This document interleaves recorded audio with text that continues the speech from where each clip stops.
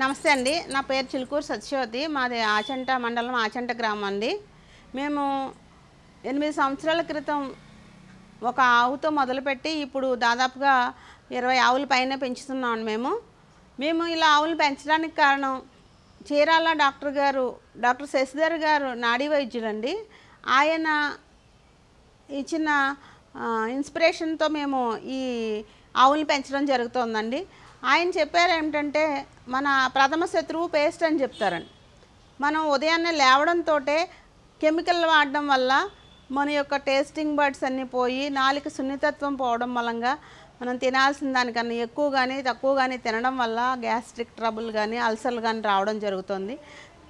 ఇలాంటి సమస్య రాకుండా ఉండాలంటే ఫస్ట్ మనం ఉదయాన్నే సహజమైన పదార్థాలతో పళ్ళు తోముకోవాలి అని ఆయన చెప్పారు. దాన్ని ఎలా అంటే అన్నిటికైనా ఉత్తమమైనది ఆవు పేడతో చేసిన పిడకలతో చేసిన కచ్చిక బూడిద.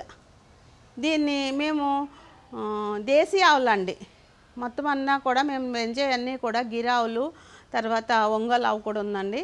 ఇవి సహజంగా ఈ వచ్చే దేశీ ఆవు పేడని మేము ఎక్కడా కూడా మట్టి అనేది తగలకుండా మరి షెడ్లో తీసి జాగ్రత్తగా దాన్ని మళ్ళీ మేము టార్బల్స్ను బరకాలు వేసి వాటి మీద పిడకలు చేస్తామండి.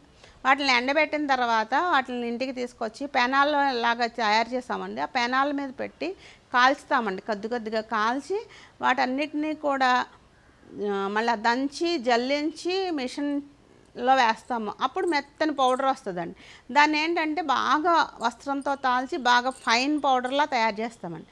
ఆ ఫైన్ పౌడర్లో మేము కల్లుప్పు ఉంటుంది కదండి, సముద్రం ఉప్పు, దాన్ని వేగించేసి మెత్తగా పొడి చేసి అది లవంగాల పొడి కలిపి మేము ఈ పళ్ళ పొడి అనేది తయారు చేయడం జరుగుతుందండి.